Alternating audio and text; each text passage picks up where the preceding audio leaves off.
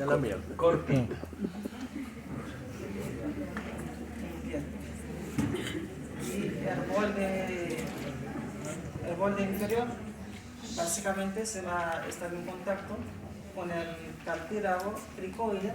Ese es el cartílago cricoide, y a través de la membrana cricotiroideo.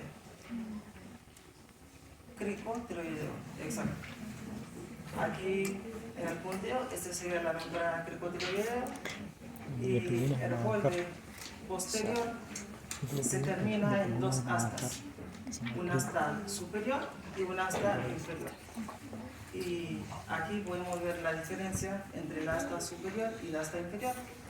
La asta inferior mide la mitad de la asta superior, y la asta inferior va a estar en contacto con el cartílago cricoide, mientras que el asta superior va a estar en contacto con el hueso hioide a través del ligamento tiroideo.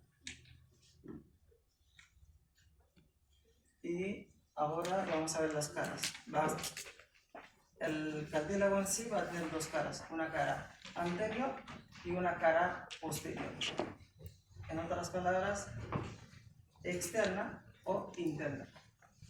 En la cara posterior normalmente se va a ver una cresta llamada cresta oblicua, en el cual va a dar inserción a dos músculos importantes de los infra, que se encontrarían en el plano profundo que vimos hace poco. Sería el externo tiroideo y el tiroideo. Y en la cara interna o posterior es una cara lisa, y en el ángulo entrante, este sería el ángulo entrante, va a dar la inserción al ligamento tiroepiglótico, que se va a comunicarse con el cartílago y epiglotis. Este sería un ángulo entrante que está compuesto por dos caras, y en este caso sería el ángulo saliente. ¿Queda claro eso? Sí.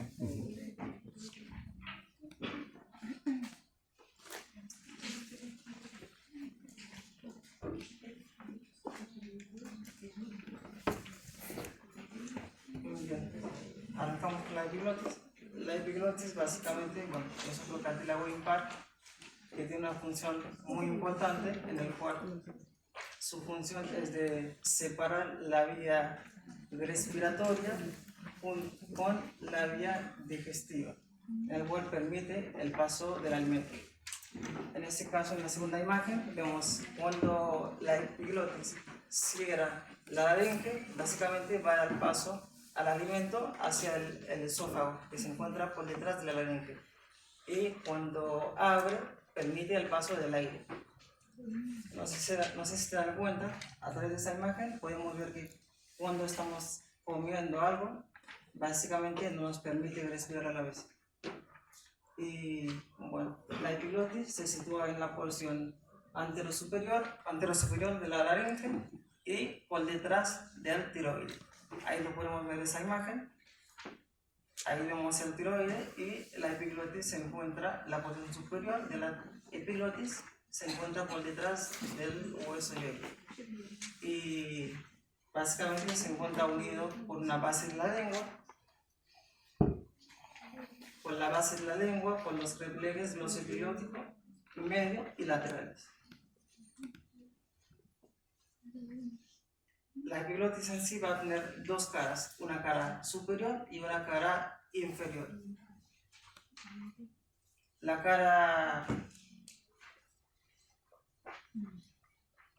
cara superior o anterior básicamente va a tener su comunicación con el hioide, la membrana tiroideo, en su porción inferior se encuentra con el cartílago tiroide con el ángulo entrante, mientras que el borde posterior solamente mientras que la cara posterior solamente va a estar en contacto con la superficie posterior de la faringe en sí. Y podemos ver tanto con la cara superior y la cara inferior va a tener unas rugosidades o poros. Eso, bueno, simplemente tienes que saber que tienen poros en la cara, en las caras tanto superior como inferior. Y en la cara posterior va a tener una cresta llamado CERMEC.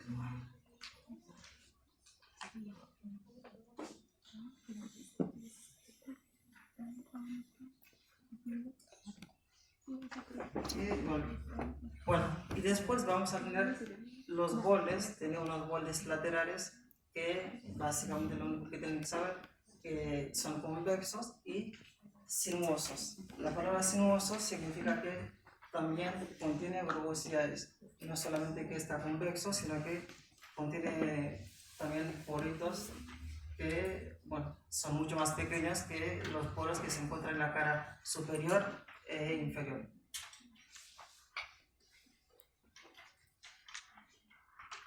De todas formas, esos poros y esas irregularidades están tapados después por la mucosa. Eso no se observa. Eso se observa con el cartílago ex situ, viéndolo afuera, digamos. Muy bien. A su vez, la epiglotis, a su vez la laringe entre sí, lo podemos dividir en 3 compartimientos anatómicamente. Se divide en el piso superior o vestíbulo, piso medio o glotis, o piso inferior o subglótico.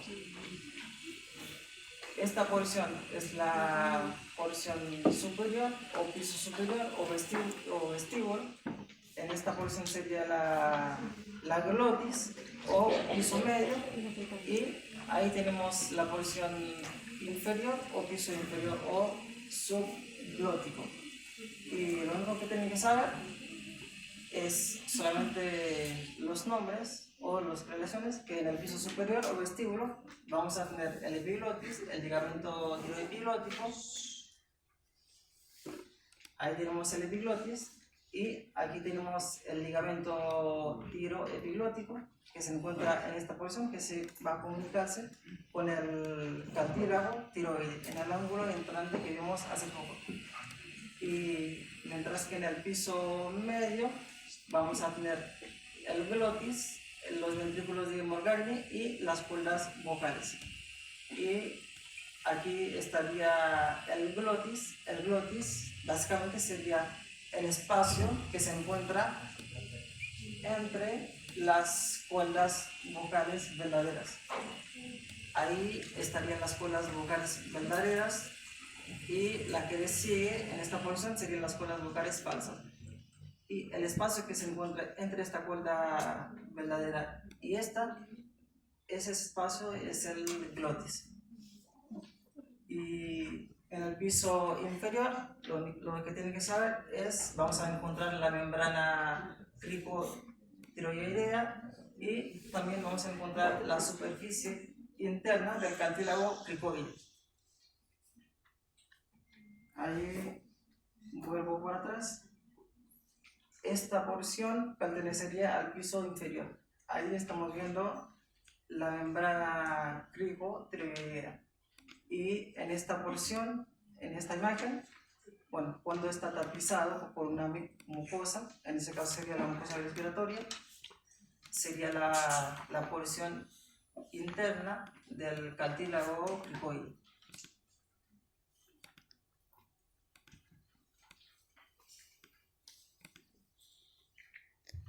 Muy bien, de irrigación y derivación, lo único que tienen que saber es solamente las ramas, y luego en las próximas semanas veremos más específicamente dónde vienen, hacia dónde van y la función específicamente.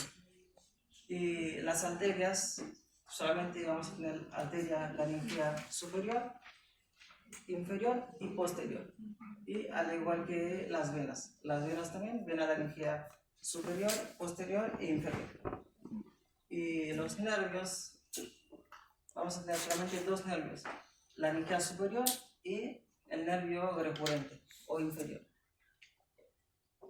Y bueno, ahí es una buena imagen que en este caso, donde indica el punteo, sería la arteria laringea superior.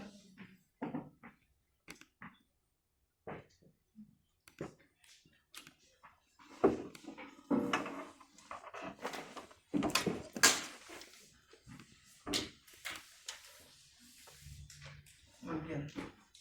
Tráquea es otro órgano que está compuesto también por cartílago, que sigue a la laringe y va a comenzar desde la sexta vértebra cervical hasta la quinta vértebra dorsal. Por lo tanto, podemos decir que la tráquea está compuesto entre dos compartimientos. En el compartimiento cervical, en el cuello, y termina en la caja torácica. Y bueno, eso de que está compuesto por cartílagos en forma de C y en su cara posterior está unido por una serie de músculos en el cual que permite el cierre y la abertura de la tráquea en sí. Y las relaciones que tiene la tráquea, en la porción anterior se va a comunicarse o a dosarse la glándula tiroide, que bueno, veremos más adelante, y en la porción posterior se va a comunicarse con el esófago hacia atrás, y las caras laterales solamente tienen que ser los nombres, que vamos a tener el nervio neumogástrico y el nervio neumogástrico o nervio vago. Eso sí lo vimos ayer. Y la arteria subclavia, el conducto torácico y finalmente la cadena linfática ganglionar.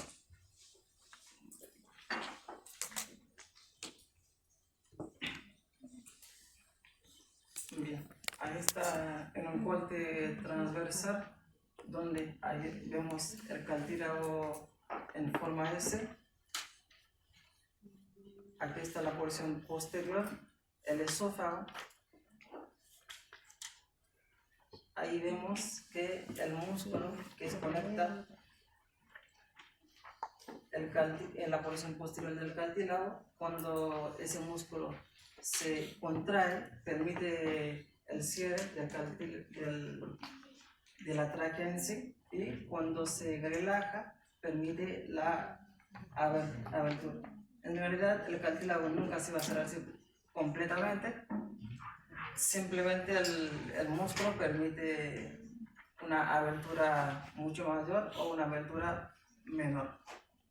Y otra cosa que me faltó es que entre el cartílago que está aplanado uno sobre otro, están unidos entre sí por una membrana llamada membrana intertraqueal, que comunica todos los cartílagos entre sí que están aplanados.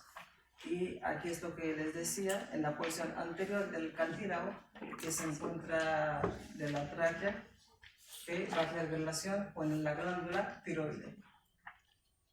Y